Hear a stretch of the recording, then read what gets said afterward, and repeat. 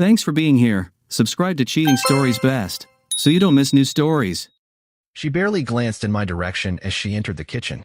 Even a simple hello, or at least a familiar smile, would have been appropriate, but she just smoothed her dress, looked nervously over her shoulder, and said, "Remember, I'm going out with the girls today. I have my phone with me in case something happens, but only call if absolutely necessary."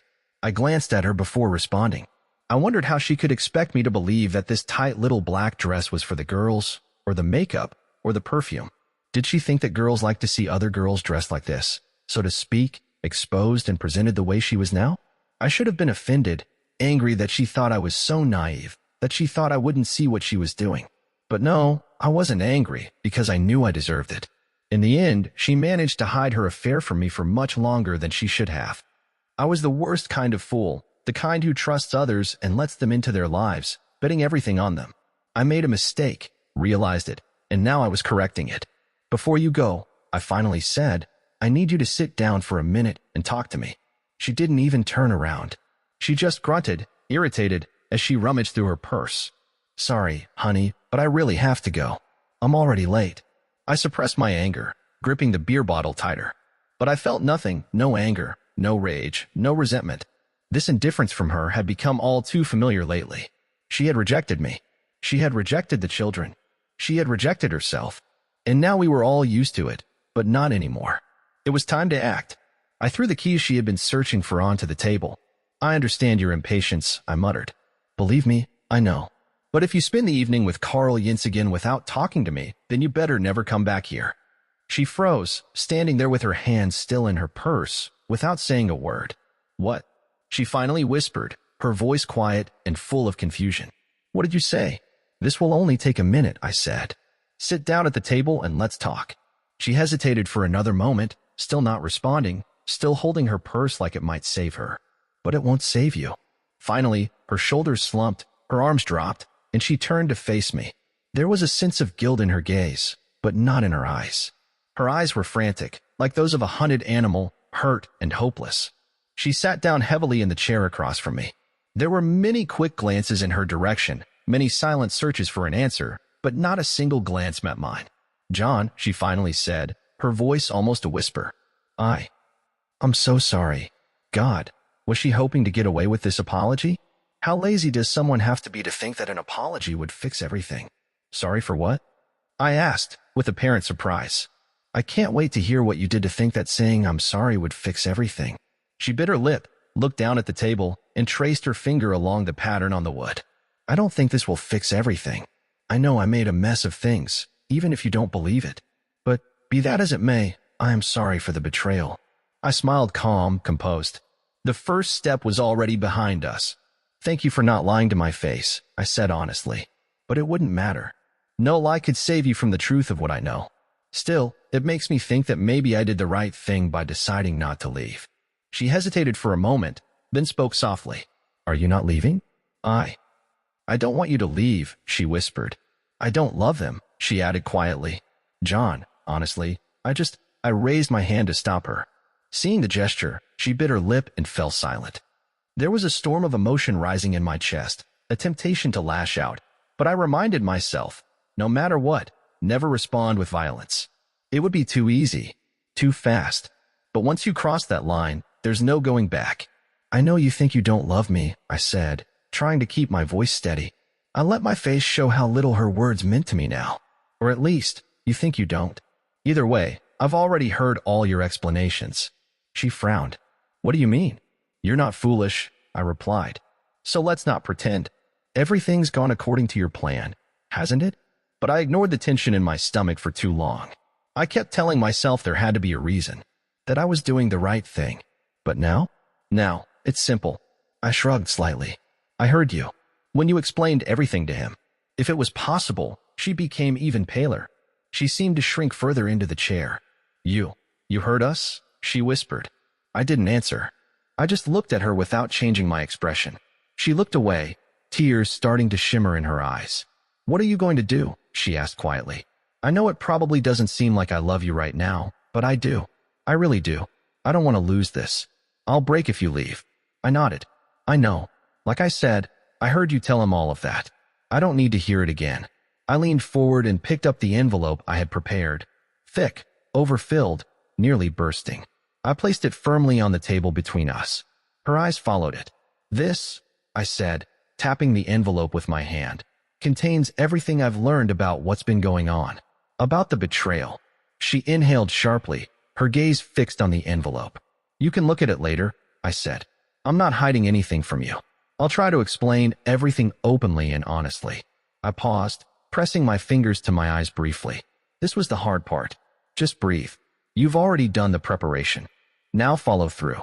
She looked at the envelope like it was a venomous creature. It's so thick, she whispered.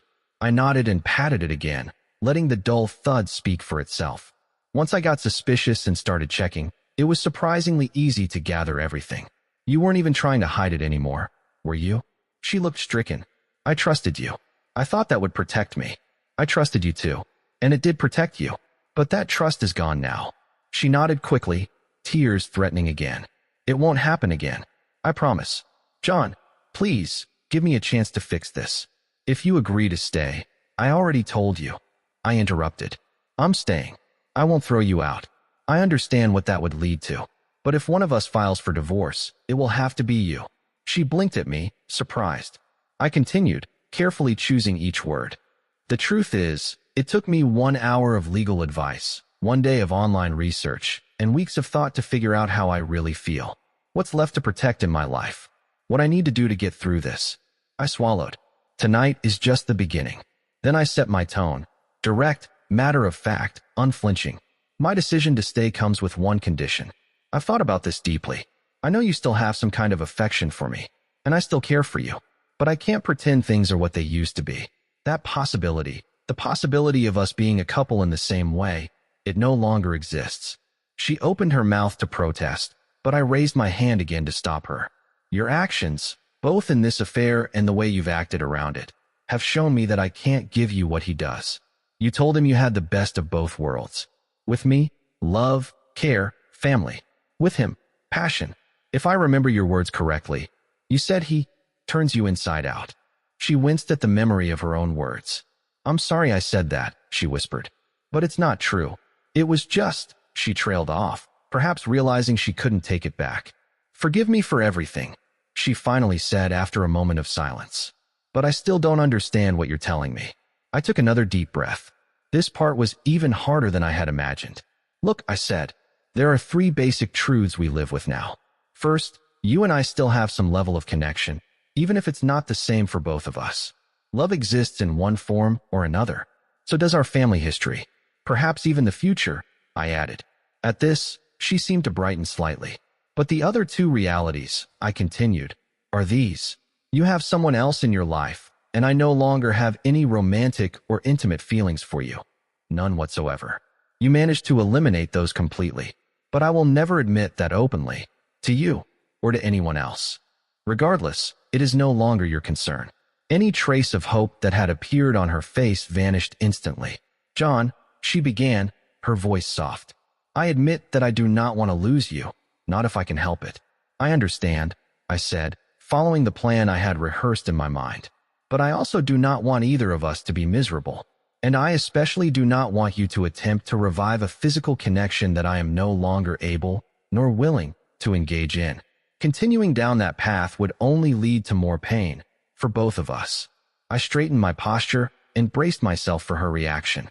My decision to remain in this marriage, my choice to continue in this relationship, is contingent on one condition, I said clearly. That condition is this: you may continue your relationship with him. She opened her mouth to speak, but suddenly froze. Her eyes wide in shock as she processed what I had just said. This is not a joke, Karen, I said quietly but firmly. I have never been more serious in my life. I continued, if your feelings for him or for me ever change, I ask that you come to me directly so we can handle it like adults and protect the children from the worst consequences. Other than that, you can live your life, and I will live mine. She stared at me, stunned. You wanted to be with him more often, did you not? Well, now you can. You can see him as much as you want. My voice dropped. We both almost fell apart that night when I first found out. You did not even know how close I was to a breaking point. I barely made it upstairs after hearing that recording and seeing those photos. That was the moment everything I feared was confirmed. I paused, letting the memory pass over me like a wave. I was devastated. I felt like I had already died inside. And there you were, asleep, peacefully, even contentedly, while I was unraveling. I stood there watching you, not knowing what I was capable of. And then you stirred. You looked up at me and asked if I was all right. You touched my hand gently. Your concern seemed genuine. It made me hesitate. She frowned as she listened, unsure whether to speak. John, she began softly, some of the things I said when I was with him. I cut her off, my tone firmer now. Please, do not. The one good thing you did was be honest. Do not throw that away now. I could not stand to see pity in your eyes, not now.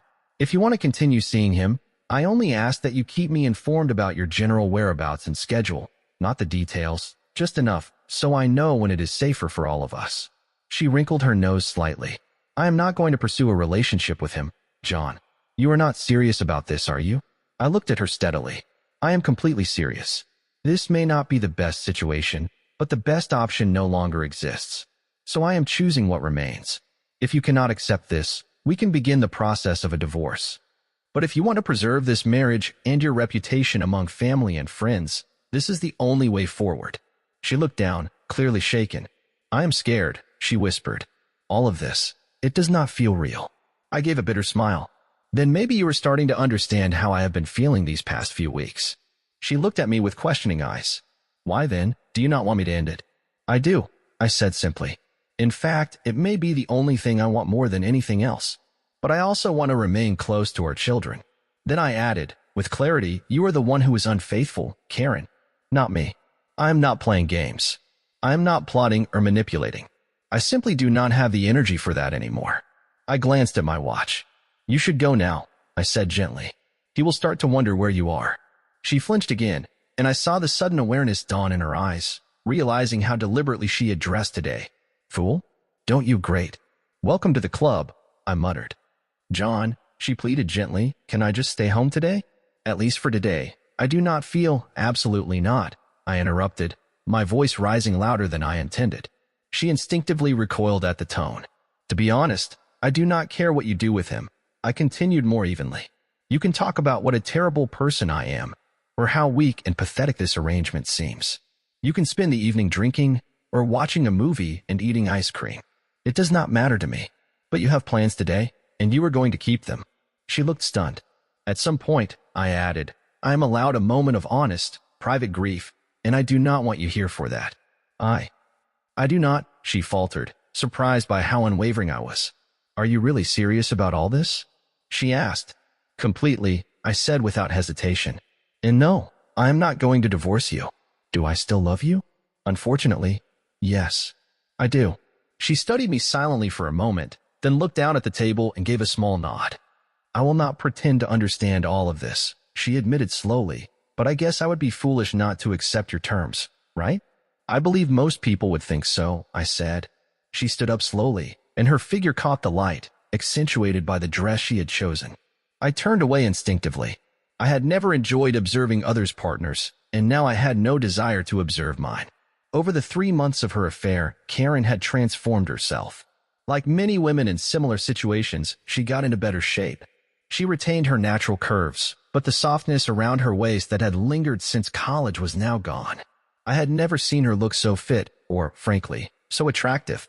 She had changed her hairstyle to something more playful, more flirtatious, with a touch of mischief. She invested a considerable amount of money in new clothes. She even replaced her old minivan with a sleek, white SUV. In essence, she had reinvented herself.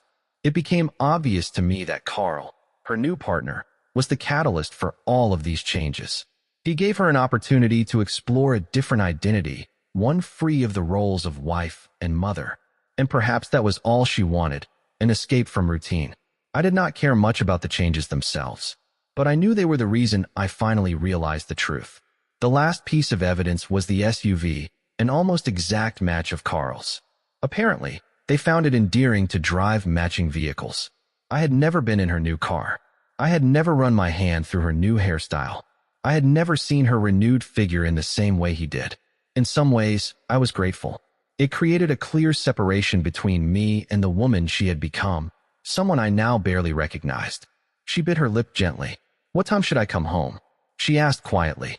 "Well," I said, not looking at her, "I believe you used to come back from your bachelorette outings around 10 o'clock. Mainly to maintain appearances, right?" She lowered her eyes and nodded. "Then come back when you're ready," I said. At that moment, something in my voice cracked. I could not quite contain the sadness I had been keeping at bay for weeks. And for a brief second, I saw guilt flash across her face. She shifted uneasily. "John," she whispered, "I do not have to go. Actually, I don't want this." "You will go," I said calmly. "I do not need your pity," she said coldly. "Fine. Then tell me, what do you think I'll do while you're gone? Are you hoping I will break down? Or that I will find a way to escape? Should I just drop everything and give up?" "Do not flatter yourself," I replied. I looked around the room. "If the girls are home, maybe we'll go out for dinner and watch a movie. Otherwise, I've learned how to keep myself occupied while you're off enjoying yourself." She nodded sadly and looked at me as if she was afraid she might never see me again. "It's okay," I said gently. "Just go. And if you come back after midnight, please send me a message so I don't worry." She nodded again, stepped closer, and leaned down to kiss me. I turned my head slightly, offering my cheek. She kissed it, quietly, without protest. Then she stood upright, smoothed her outfit, and gave me a tight smile. "I feel like a teenager going out on a date that her father disapproves of. Just remember to send a message," I said quietly. "And tell Carl he should think very carefully about what kind of future he wants." She rolled her eyes dramatically, a failed attempt to lighten the mood. Even she seemed to realize it wasn't working. Still, she tried to go along with it. "Don't worry, Dad," she said, turning toward the door. I didn't laugh. She didn't seem to notice. When she left, I sat down, placed my head in my hands, and focused on my breathing. I sat like that for a long, long time. There was a strange sense of relief, grim, like the feeling one has after surviving a major operation that, though successful, leaves a lasting scar. It wasn't easy, but the worst of that particular moment had passed. I knew that many difficult moments still lay ahead, possibly worse, but I allowed myself a brief internal acknowledgement of strength. I had made it through this one. When I was ready, I got up, cleaned up the kitchen, and went to see if the girls wanted pizza. Thankfully, they did. Underscore.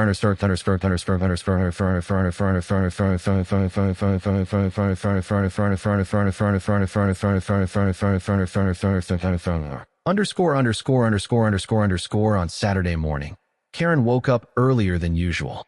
I wasn't particularly surprised. After her outings with friends, she typically returned around 10 p.m., poured herself a glass of wine, and relaxed in the jacuzzi before bed. It had become a relatively new ritual, one I initially interpreted as her quiet request for a bit of personal time at the end of the day. Now I saw it through a different lens, much darker. The jacuzzi seemed to serve as a private space to unwind, yes, but also a place to wash away the remnants of the evening, both physically and emotionally. But that night was different. She returned a little after 9:30, took a quick shower, and, barely able to keep her eyes open, collapsed into bed. She looked exhausted, tense, and perhaps even slightly ashamed. Still, despite the change, I couldn't stop myself from observing the details, her clothes, her hair, her movements, as though looking for some hidden clue. My eyes searched for signs I didn't want to see and didn't need to know.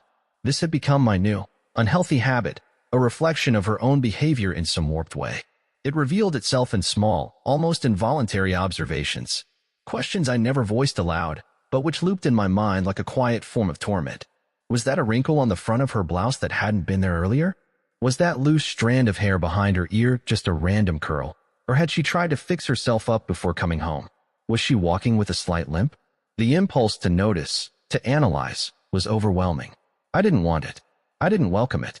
And yet I couldn't stop myself. I didn't need the answers, of course. I didn't even want to know the questions. But try stopping those thoughts, and see how that works. The next morning, Saturday, she walked into the kitchen wearing a robe and slippers, her face showing a mixture of fatigue and something more, perhaps determination. She started talking as soon as she began preparing breakfast, as if she had rehearsed what to say overnight.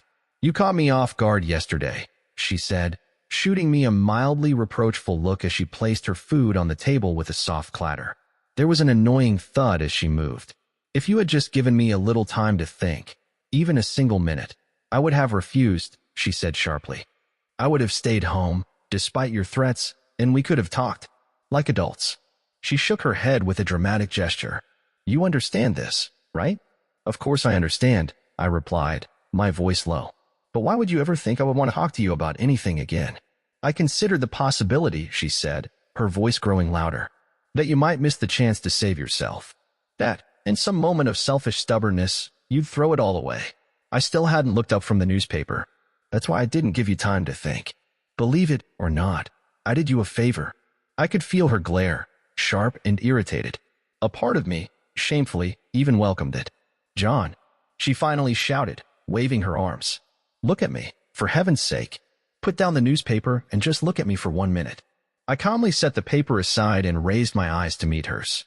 I don't want our marriage to be like this, she said, her voice cracking as it rose into a painful shout. I don't want to live separately from you, but I also can't accept being told how to spend my time. She leaned in, lowering her voice. Most of all, I don't want to keep hurting you like this. I can't keep doing it. It's wrong. I tilted my head slightly. Now this was interesting. Do this to me? I said with a wry smile. Karen, you've misunderstood. This isn't something you're doing to me now. This is something you've already done. My voice was quiet, but the words carried a cold finality. This is a reality that cannot be reversed. Like a bullet, once it's been fired, it's already left the barrel, flown through the air, and found its mark. You cannot undo this. Do you understand? There's no discussion left to be had, because nothing we say can change what's been done. I leaned in just slightly. You betrayed me. You lied to me. You deceived our family. This, what you've done, will always be part of your story. Part of our story. Part of who you are. And although I would never have chosen this path, you made that choice without me. Her eyes shimmered with tears. Now, because you're unhappy living with the consequences, you think you can just take it all back. But life doesn't work like that. You don't get to erase the damage just because your choices are catching up with you. Stop it, John, she said, her voice breaking. Just stop. Doesn't our marriage mean anything to you? She asked, her voice barely holding together. Don't you care? Don't talk to me about honesty, I snapped, slamming my fist on the table. A glass of juice tipped over and spilled across the surface, dripping to the floor. I didn't even notice I'd moved. My breathing was ragged, but I closed my eyes, forcing calm by imagining the coolness of a mountain stream. After a few seconds, I continued, now more composed. If you step back, if you actually take a moment to look at everything objectively, you'll start to see what's really going on. This isn't about love or hope. It's not even about saving our marriage. I looked at her steadily. It's about guilt and fear. That's what you're feeling right now. And those feelings? They're not rational. They don't come from love. And they certainly don't reveal what you actually want. I took a slow sip of coffee. Right now, everything is as it needs to be. This is the only way forward that I can live with. So while I appreciate your sudden concern, you don't have to worry anymore. Not about me, and not about anything else. You haven't loved me in a very long time. So why change anything now? I bent down and wiped up the spilled juice. I told you the truth last night. Karen, I said flatly. I don't feel emotionally connected to you anymore. And I'm not sure that will ever change. Right now, the idea of being physically close to you makes me feel sick. She recoiled, pain flickering in her expression. So, in that regard, we're done. I hesitated before continuing, the words heavy on my tongue. And I'm being honest when I say that while I still love you, some part of me does, I am not going to leave. My feelings might evolve, just like yours did. But at this moment, the only thing that could push me out the door would be if you started openly flaunting your affair. If you began to humiliate me in public, or if you ended the relationship with him and tried to force me to rebuild something with you that I don't want anymore. I stood up straight. I want you to be happy, I said firmly. Can't we both accept that this is the reality now? Maybe this is the only way for it to happen, I said. Perhaps even the best way. No, she whispered. I am afraid that might be true. She swallowed hard. I do not want to believe it. I do not care what you want to believe, I said sharply, then took a breath and raised my hands in surrender, trying a different approach. Let me ask you something, Karen. Do you realize how happy you have been these past few months? She was silent. Oh yes, I continued, gesturing with one hand. You smiled more. You were relaxed, laughing at even the worst jokes. You listened to the girls talk about their relationships, and you laughed with them. You were more cheerful and attentive than I have seen you in years." I gave a small, bitter chuckle. "And when you started feeling guilty about how much fun you were having without us, that is when you suddenly began showing all this unusual care and attention." I leaned forward slightly. "Maybe if you could see that as your way out, if you understood that truth, it would set you free. It might even help the girls. And perhaps you would finally leave me alone." She looked at me, confused. "Come on," I said quietly. "Do something for someone else, Karen. At least once in your life." "John," she muttered. I did not realize." "Of course you did not," I snapped. "Why would you? You were focused on something else entirely." She lowered her head, her voice almost a whisper. "I was not trying to throw it in your face. I swear I was not. It is just when I was with him, I missed you. I missed all of you. My family." Her hand went to her mouth, trying to stop the tears from spilling. "I know," I said quietly. I picked up a fork and took a small bite of food. "But that was 3 weeks ago, wasn't it?" She nodded slightly. "That was when his mother got sick. He flew to her, and you could not see each other for 4 or 5 days." I shook my head and gave a mirthless smile. "You really have become someone else, Karen. Someone I do not recognize." She looked up, surprised. "I have not seen you this angry since your second pregnancy. Back then, everything that could be hurt was—" I paused, poking at the food with my fork, but not eating another bite. "And honestly, I have never seen you so cruel, so distant. The children and we absorbed all of your frustration, because we could not give you what he could. How is that fair?" Now she was crying openly. I did not mean to. "You broke us," I said gently, without raising my voice. "And now, you want me to help you find your way back? Do not give her any chance to rethink her options. But the truth is, the real point is this. Overall, you were happier than I can ever remember.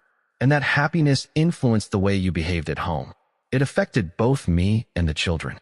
Your happiness, as strange as it sounds, made life just a little easier for all of us. So, why would we want that to disappear? I want to be happy with you," she sobbed. "But we do not really get to choose, do we?" I replied softly. "You are happy, with me or without me. What truly matters is what you do with that happiness, how you sustain it. That is what defines everything else." "I am scared," she whispered, wiping her nose with the sleeve of her robe. "I am scared that you will leave me." "You know I will not do that," I said. She shook her head. "But why are you not afraid?" she asked. "If it were the other way around, if you had done this to me, I would be terrified. I would be devastated." I took a deep breath. I decided she deserved some honesty, at least on this one thing. After everything, after all the small lies she had accepted without question, she had earned one truth. "I am scared, Karen. In fact, I am terrified." She looked at me, searching my face. "Do you want to know why?" She nodded slowly. "I am scared because I have realized that I was completely alone." "Can you imagine that?" She said nothing. "No, of course you cannot," I said quietly, setting my fork down. For a long time, I believed everything in my life was solid. I thought I was in a good place, a strong place. I thought I was the one who had won. I looked away, but now I understand. I have so little left, and I am afraid that I will not be able to hold on to or protect even that. And the saddest part is, you are not even on that list anymore." Perhaps she already knew, because without another word, she turned and ran from the room, tears in her eyes. I simply stood, as if completing another quiet mission, and carried our dishes to the sink. Then I went outside to work on the lawn. When I returned a few hours later, wiping the sweat from my face and looking forward to a cold shower, I saw it. The contents of the envelope were spread across our bed. I had been waiting for this moment for a long time. I had even left the envelope in plain sight, knowing that her curiosity would eventually get the better of her. Now she knew everything. There were printed transcripts of conversations, photographs, even discs with video recordings. All of it, now laid out openly. The full extent of her affair was no longer hidden. She was in the bathroom, and I could hear the shower running. The girls had gone to a friend's house, so there was no risk of them accidentally seeing any of the evidence displayed on the bed. I walked to the kitchen and quietly made myself another cup of coffee, leaving everything exactly as it was. When she finally emerged, 25 minutes later, she was wearing sweatpants, a plain t-shirt, and an expression I had not seen in a long time. Guilt. Uncertainty. Something raw and human. Something real. It had been rare lately. Since the affair began, she had developed a strange self-confidence. In other contexts, it might have been admirable. but given its origin, it only repelled me. Knowing what fueled that confidence made it impossible to respect. Sometimes it even turned to arrogance, and those moments were unbearable. But not this time. For the first time in a while, I saw her clearly. And for the first time in a while, I noticed how strikingly beautiful she still was. I noted it with the detachment of someone viewing art in a museum. You acknowledge the beauty, but you feel no connection to it. It meant nothing to me now, except as a distant observation.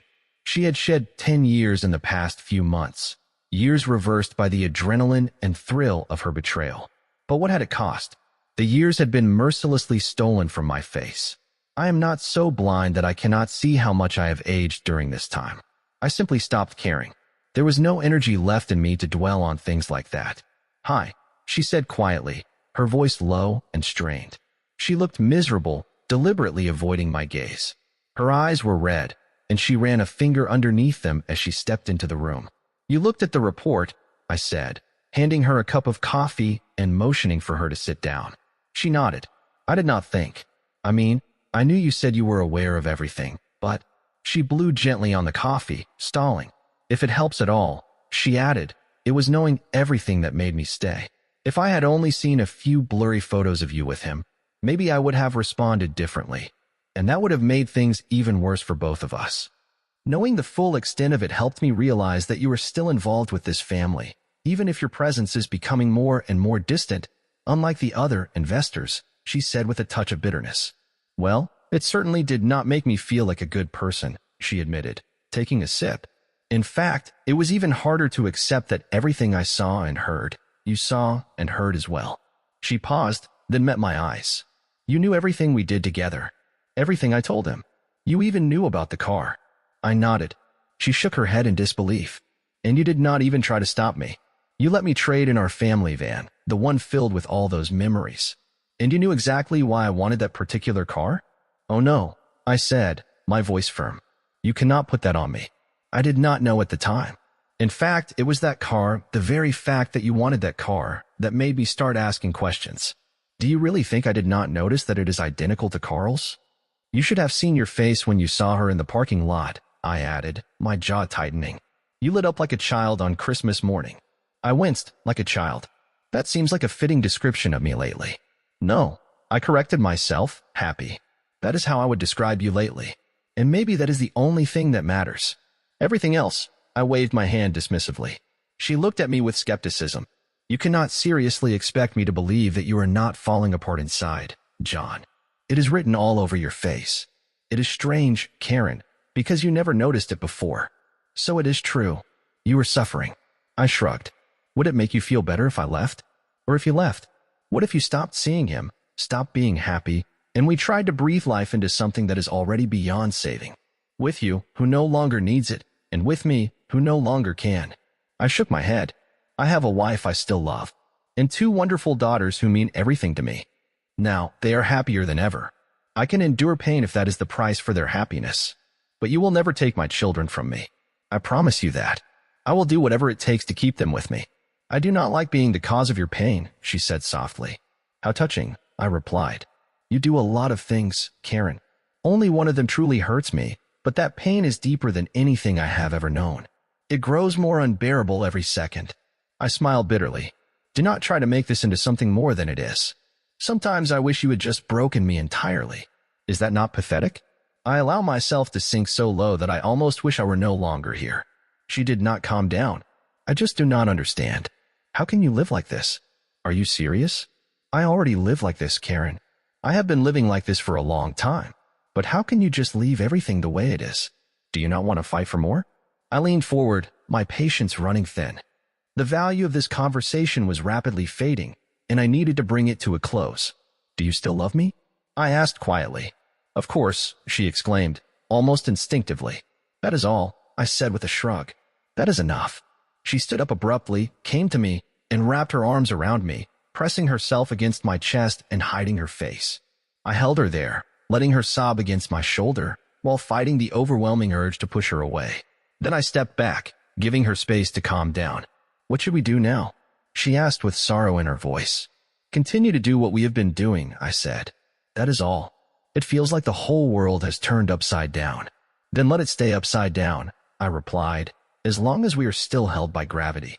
That is enough for now. She looked at me. So, what should we do today? Today? I asked. She shifted uncomfortably, glancing at the floor. Did you have plans? I winced. There was something in her hesitation, something that revealed more than she intended. Well, I said slowly, choosing my words with care, I have a new book. I just want to spend the day at home. Quietly. Reading. She looked pleased. You did not want to. I do not know. Maybe go out somewhere? Do something special? The suggestion repulsed me.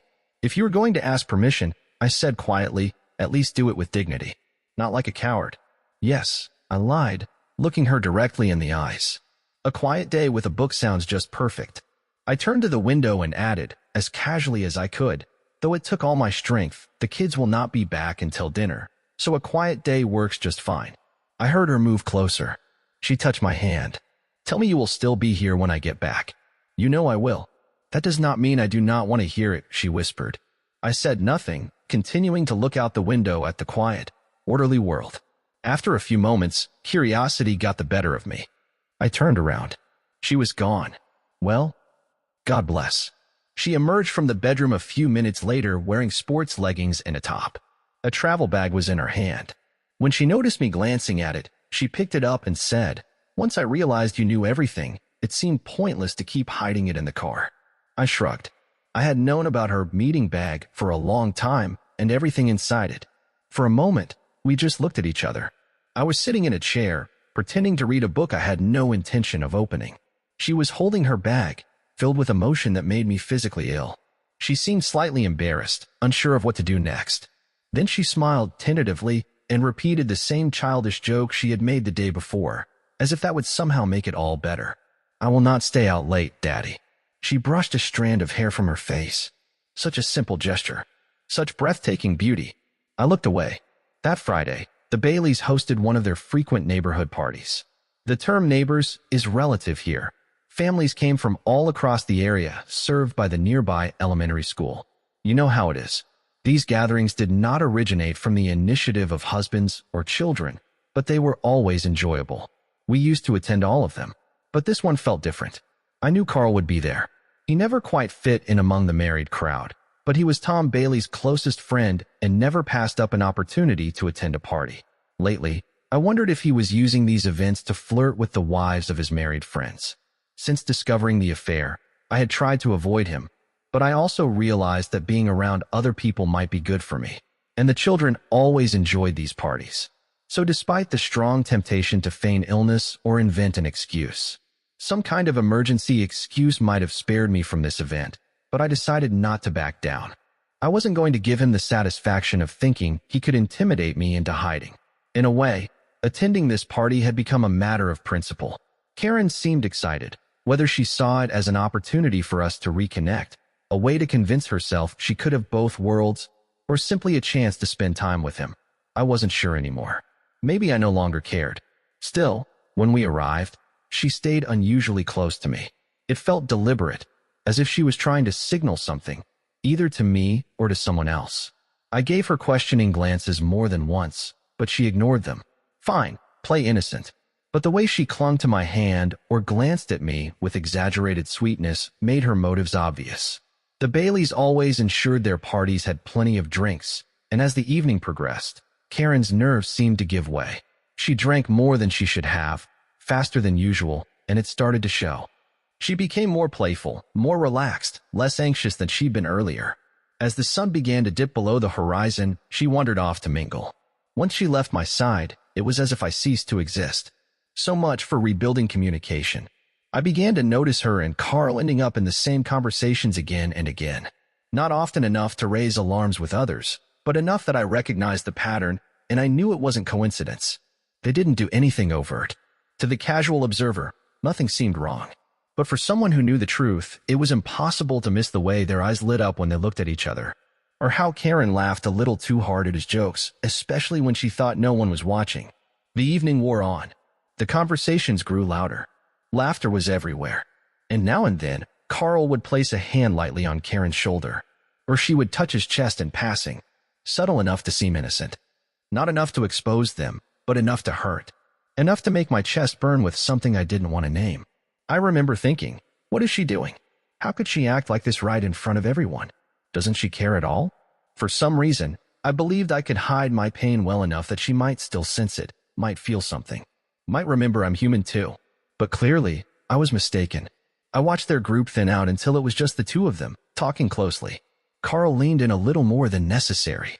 Karen giggled softly, almost flirtatiously. And then she did something that shook me. She looked out over the crowd with a smirk, as if amused by a private joke, and laughed. That was when I finally understood. They were playing a game. They had planned this. Maybe even before I had confronted her. They decided to pretend, to act like a couple in front of everyone, without anyone noticing. That explained everything. That was why Karen made such a show of being near me earlier.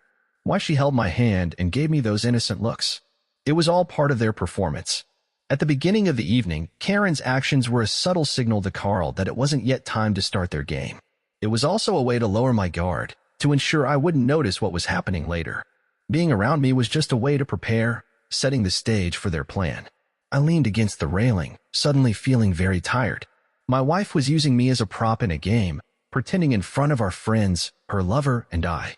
Nothing more than players in a twisted charade. She had also used our friends, manipulating them for her own amusement.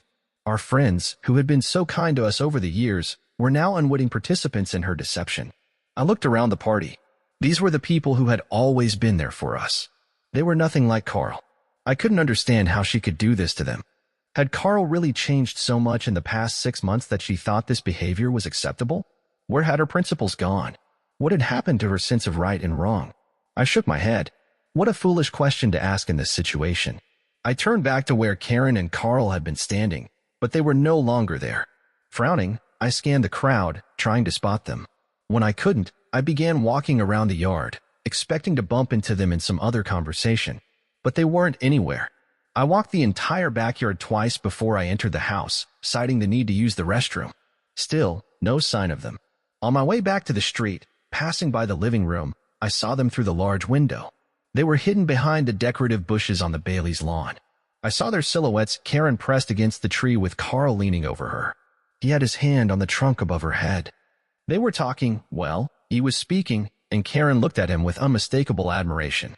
A change in Carl's expression was unmistakable, his eyes lighting up with an intense look before he leaned even closer. They kissed, a long, intimate kiss. It was a tender kiss, so filled with emotion and connection that it felt unbearable to watch. When they finally broke apart, Karen pulled him back for another kiss, deeper this time, their closeness palpable. Their actions were filled with such intensity and tenderness that it was almost too much to bear. After they parted, Karen whispered something to Carl, and he nodded. Despite everything I had already witnessed, the whispered words, the passionate exchanges, the undeniable connection, they still hurt me in a way that was more intense than I could have anticipated. It was not the act of betrayal itself, but the deep emotional bond they shared, a connection so strong and intimate that it felt as though I had lost her again. It hit me in the gut, as if I was experiencing the pain of betrayal all over again. I rushed to the bathroom, struggling to keep myself together. The feelings of hurt overwhelmed me. How could they still affect me so much after everything that had happened, after everything I had already seen and heard? The answer, though painful to admit, was that on some level, I still loved Karen. No matter what had happened, this love persisted, and it felt like a curse now, a constant reminder of something I couldn't change. But even that couldn't fully explain my reaction. The kiss had hit me as though I hadn't suspected anything, as though I was rediscovering the pain of betrayal all over again. It was as though I had lost her once more, and I couldn't understand why it hurt this much. I rushed to the sink, splashing water on my face to calm myself down. I could still hear the muffled voices outside the door. Then, there was a knock, followed by Tom Bailey's voice, filled with concern. "Are you okay in there?" I winced, feeling the weight of his concern. "Wonderful," I muttered, "just what I needed." It was almost mocking how much I missed the care of friends right now. "I'm fine," I lied. "I'll be out soon." The voices outside continued. "Is that John?" Alice asked. "Is anyone with him?" "I think it's John," Alice insisted. Brad's voice chimed in. "Did someone say someone wasn't feeling well?" "Yeah, Alice thinks it's John," Tom added, his voice strangely uncertain. "Where's Karen?" Alice asked with concern. "Karen was with us most of the evening," Albert said. "I don't think he drank that much. Maybe it's just the flu." Not the season for the flu, Alice objected. He definitely didn't drink that much, Albert said, almost dismissing Alice's concern. Then, from the other side of the door, I heard Carl's cheerful voice ring out. Well, some people just don't know how to drink. Everything's fine with me. I winced again, the words stinging more than they should. Everything is fine with me. I shouted back, my voice forced and tight. I'm coming out. I flushed the toilet, stood up, and walked over to the sink. Splashing water on my face, I tried to steady my breath. The voices outside quieted, and I heard a tentative knock on the door again. This time, it was quieter, uncertain. John. It was Karen's voice, laced with concern. Are you okay in there? I took a deep breath, pushing down the words that wanted to escape. Then I turned around, opened the door, and faced her. I opened the door and looked her straight in the eyes. The girls and I are leaving, I said sharply. Right now. If you don't want to leave, don't. Let your companion take you home. I don't care. Karen's eyes widened, and her face paled slightly, clearly processing the words. Thoughts seemed to be racing through her mind, especially the fact that I hadn't bothered to check if we were alone before mentioning her relationship. In my anger, I could have very easily revealed everything, but I kept my composure. Well, don't expect an apology, I continued. You might have thought you were being clever, but now everyone may have already noticed. Rumors will likely start circulating, and you'll have to deal with the consequences. Clearly, she understood something had happened to make me so angry. She knew I wasn't one to drink excessively, and I was genuinely furious. Yet, she didn't ask what was wrong or act concerned. She just seemed to want to avoid the truth. Let me grab my purse, she muttered, heading back towards the party. I'll be right back. Don't leave without me. As soon as she left, the house was quiet again. Everyone seemed to be giving me space, likely assuming I had overdone it with drinking. I pulled my keys out of my pocket, walked into the living room, and tried to calm myself. Through the glass door on the veranda, I saw Karen grab her purse and exchange quick, apologetic goodbyes with the people she had been laughing with earlier. Carl approached her, trying to appear indifferent but failing. He said something to her, and a short conversation followed. Karen's irritation became more obvious, her face flushed red, and she began gesturing wildly. If I hadn't known better, I might have thought it was just a minor lover's quarrel. Finally, Carl stepped closer to her, speaking through clenched teeth. Karen's shoulders jerked up, and she looked around as though afraid someone would notice them. No one seemed to pay attention, but she looked back at Carl and took a step back. Carl said something else, and she shook her head in response. The conversation went on like this until he leaned in closer, speaking with a pout. She froze for a moment, nodded barely, and then turned away without looking back. I watched Carl stare after her, noticing the smug half-smile that crept onto his face as soon as she turned her back. I could hardly hold back my anger. The drive home was silent. Karen stared out the window with a blank expression, and I wondered what she was thinking. Did she feel any remorse for her actions? Was she angry at me for ruining her evening? Or did she regret being dragged into this whole situation with Carl? Or maybe she was just happy with the time spent and didn't care about the consequences. Perhaps she wasn't thinking about me at all, and in some way, that was probably for the best. When we got home, the kids ran downstairs to play video games. Karen grabbed an open bottle of Chardonnay from the fridge and glanced at me, maybe wondering if she should offer me a glass. But I just went to the bedroom, locked myself in the bathroom, and turned on the shower. The water heated up, and I stepped into the stall, standing under the flow. I didn't think, didn't feel, didn't dream. I just stood there, letting the water wash over me, hoping it would take the pain with it, that one day all of this would simply fade away. The next day, Karen did apologize. It was a brief, vague apology, and it was clear she didn't want to delve into the specifics of what had happened or how much I'd seen. It was a typical reaction from someone who had made a terrible choice. They downplay the gravity of their actions. After a few minutes of uncomfortable silence, she hesitantly suggested, "Maybe we'll all feel better after our trip to the zoo tomorrow." Tomorrow? I raised an eyebrow, pretending to be surprised. "We won't go tomorrow." I paused before adding, "Of course we'll go, Karen. You must have mixed up the days. Today is Saturday. We're leaving today," I said, a little frustrated. She looked at me sideways with a patient tone. "No, we're going on Sunday. We discussed this." I shook my head in annoyance. "What are you talking about? We planned the zoo trip for Saturday, Karen. We've gone over this a million times. Don't you remember?" She blinked, her gaze darting to the side as she tried to figure out what I meant. She looked so confused that I almost wanted to grin. It was almost as if leading a double life was starting to catch up with her. Truthfully, she had a point.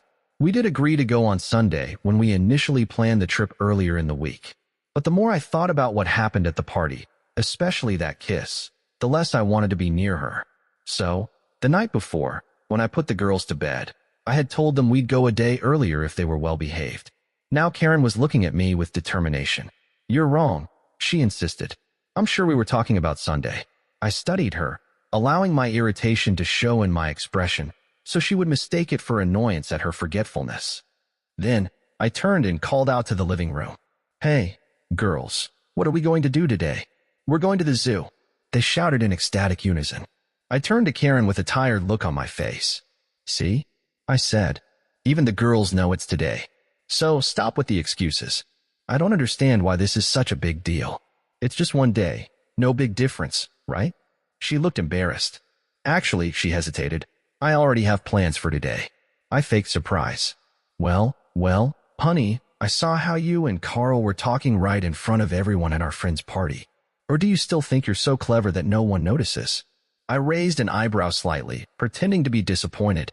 Of course, I was pleased with the situation, even though their conversation with Carl was more than obvious. I knew they had something planned. Still, there was always a chance for a mistake. After all, their plans could have been for Monday, or next weekend, or even a month from now. What I was certain about was that they were definitely up to something. I hope their meeting is soon, I thought to myself. As I reflected, I couldn't shake the image of what I saw earlier. Their conversation may not have gone exactly like this, but I was sure of what I witnessed. An agreement, a decision confirmed. I knew she wouldn't give it up that easily. The last thing I wanted to do was spend the day next to her, talking and sharing my life. I didn't want to be around her, and if that meant she had to be with him, then so be it. She shifted her weight, still waiting for a response, most likely expecting anger. I figured it was better to play along. I didn't need to pretend to be mad at her anymore. "Plans?" I growled, shaking my head. "Are you serious, Karen? Those games you played yesterday weren't enough for you? Can't you at least dedicate one day to your family before running off to him again?" She reacted with irritation. "It was your idea. I'm just following your rules." I could tell she was just parroting something Carl might have said. It was an argument she never would have come up with on her own. "It's just one day," she huffed. "The girls will understand." "They won't have to," I snapped. "Because we're going to the zoo with or without you. Just try to stop me." She gasped. "These are my children too." "You're not going to start," I interrupted. "You're right. I'm not going to start changing plans. I'm not going to start cutting back on time with my family. I'm not going to start adjusting my life to fit your mistakes." She glared at me, her eyes flashing. "Listen, dear, if you don't like the idea of me." I jumped to my feet, and she recoiled, letting out a small cry. Honestly, it seemed like she was already trying to pull back before I even moved. I'll give her some credit for that. She could show contempt for me, but not enough to completely shut off that little bit of shame. We stood there facing each other, both angry, unsure of what to do next. Then her face twisted with anger, and she hissed, "Great, have it your way. You want to play the hero while I spend the day with Carl? Fine. Tomorrow, when I pick up the girls from school, we'll do something fun with them. Without you." She turned, giving me a dark, confident look over her shoulder before she left the room. I shook my head, trying to suppress the resentment building up inside me. Wasn't that what I wanted?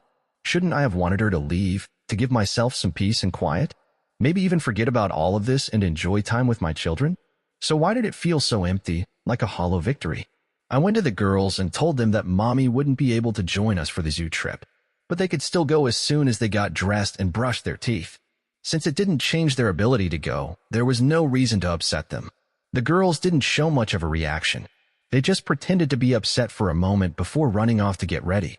I couldn't help but smile involuntarily. It was such a simple thing to wish for, a calm, carefree moment. I sat down and opened the newspaper, waiting for the girls to finish getting ready. During all this time, I didn't hear anything from Karen. Maybe she had already packed her things and quietly left after our argument. The thought that she could be gone already, and I wouldn't have to face her, brought a strange sense of relief.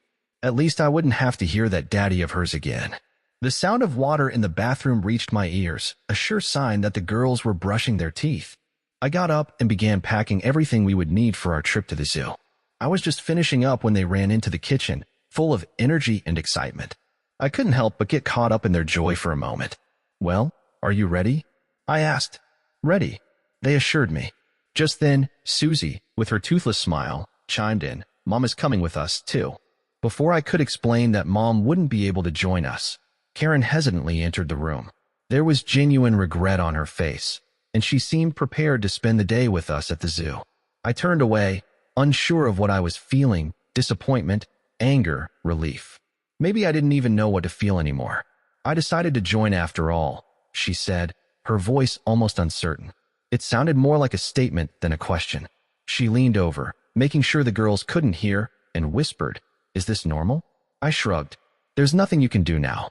They've already decided." She shuddered. "Seems like I can be a real fool sometimes. Don't I?" "If only you could fully understand," I thought, but I didn't say it aloud. I simply shrugged again, unsure of how to handle the situation.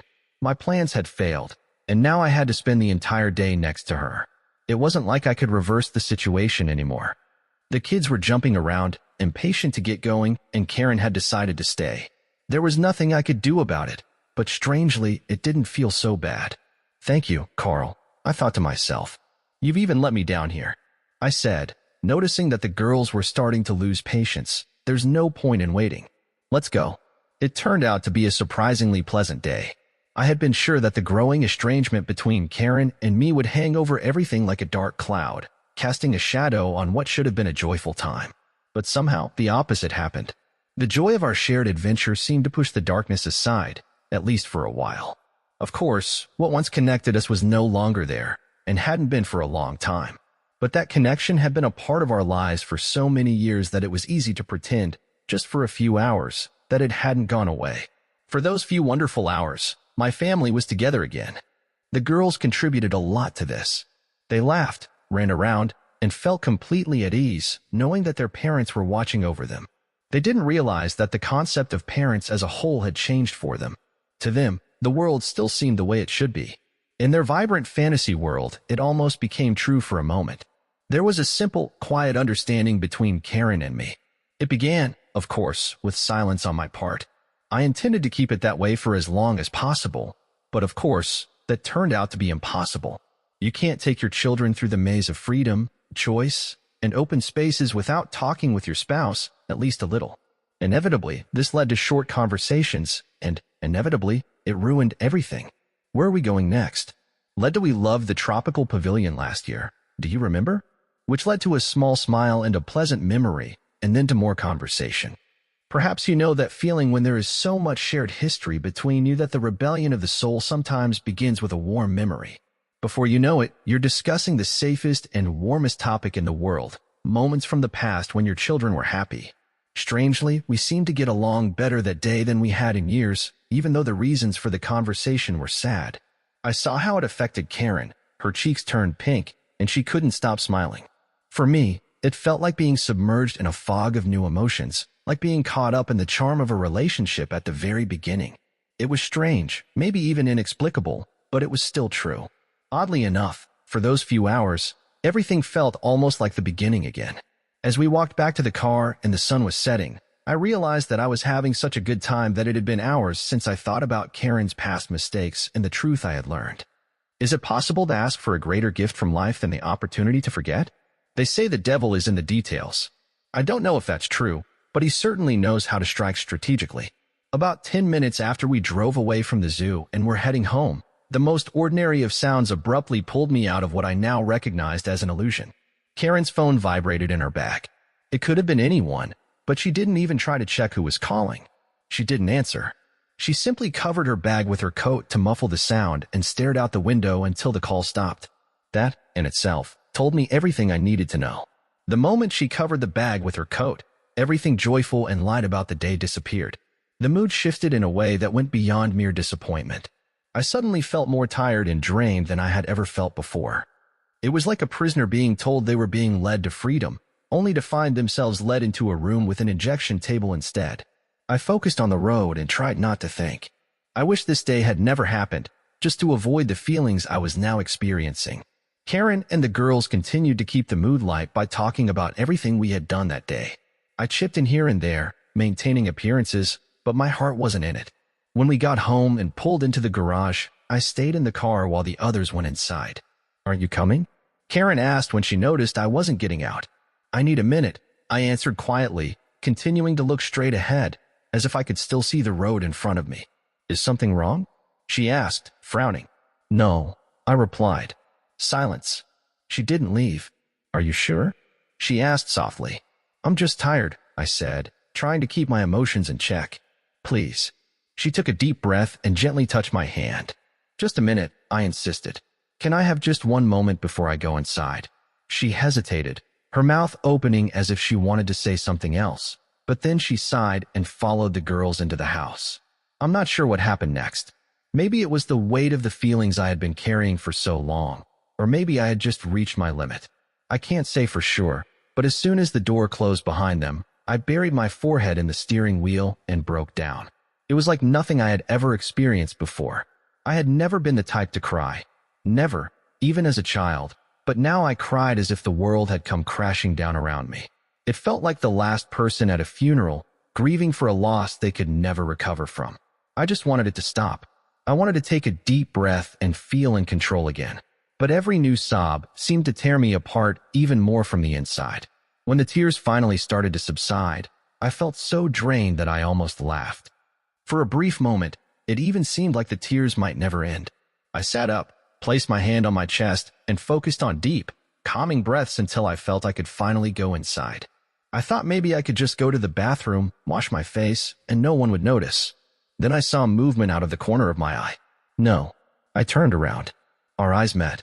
She stood just a few steps away, covering her mouth with her hand, tears in her eyes, her face full of guilt and pain, an expression I hated to see.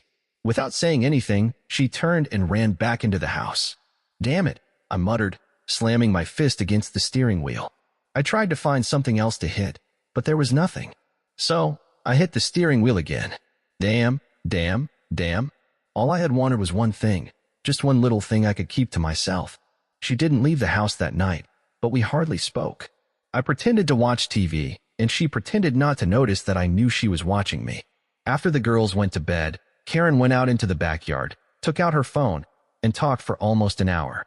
Her face was tense, her eyes downcast. Hi, Karen said hesitantly, breaking the silence on Sunday morning.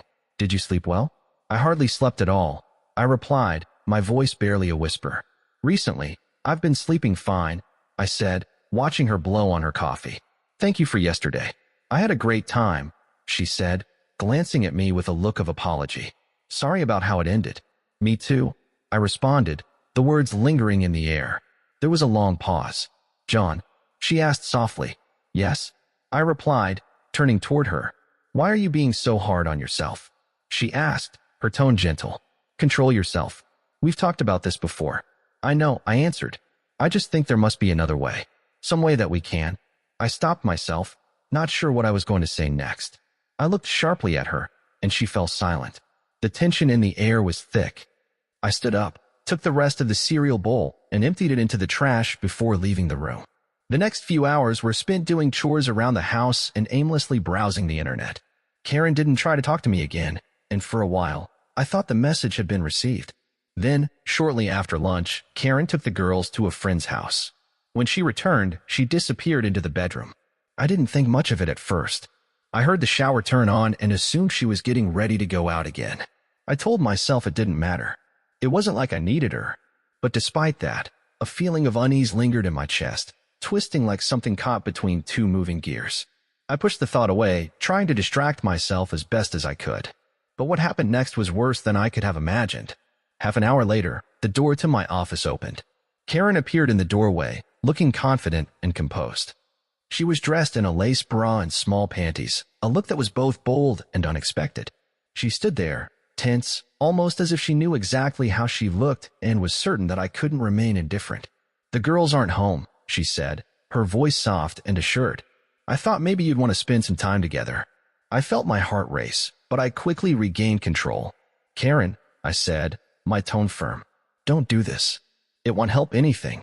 Things will only get worse, I said. Karen took a step forward, her movements deliberate and smooth. I'm not trying to fix anything, she replied softly. I just want to show you. Stop, I interrupted sharply as she came closer. Don't you dare come any closer, not now, and certainly not in this way. Her face tensed, but she ignored my words and continued her approach. "Come on, dear. You know I can make it worth your while," she said, her voice filled with a strange mix of confidence and desperation. I stood up abruptly, my palms hitting the table. I said, "Stop. That's the end of our first part of the story. But don't worry, there will be a second part of the story soon. See you later."